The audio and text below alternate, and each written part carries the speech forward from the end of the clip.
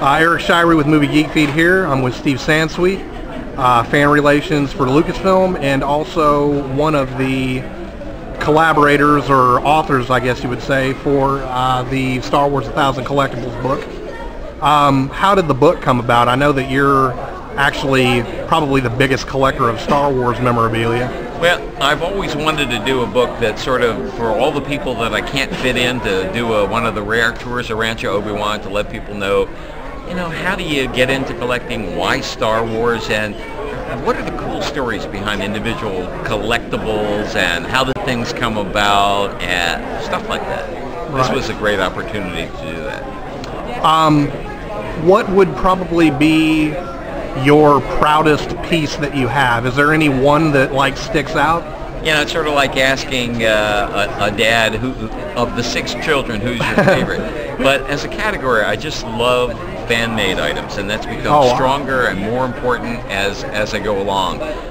It just shows to me the passion and the skill of Star Wars fans to be able to make their own items, to be able to take part in the Star Wars galaxy themselves by doing something three-dimensionally. One of the pieces that I have that I really love, I got a couple of years ago at a convention in Mexico City, is a Bantha Pinata made by a fan. You lift the saddle, you put the candy and the toys inside, and it's just an incredible piece. So it gets a page to itself and a story behind it. Excellent. Now, is this your collection? Yeah, everything in the book is from my collection, and my associate, my collection manager, Ann Newman, was the photographer for the vast majority of the book. Some of the photos we had from before, but mostly all new photos. Okay, all right.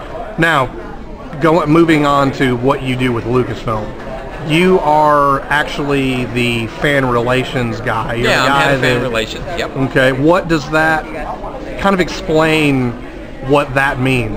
Well, inside Lucasfilm, I'm the liaison from the fans to Lucasfilm and from Lucasfilm to the fans. So I do a lot of fan conventions. I answer a heck of a lot of emails and questions about things. I try to involve more people into the Star Wars universe. So, just about anything that has to do with fans of Star Wars, organized fandom like the 501st, our own fan club, I'm involved with. Right. So in other words, it's basically a fan's dream come true. Well, it's a community relations job, and the community just happens to be Star Wars fans, fellow fans. Right, which I'm sure doesn't suck, right? Nah, not hardly. Right. Now, one other question, and choose to answer this any way that you want. Okay. Okay. The other day, there was a news item about new Star Wars movies.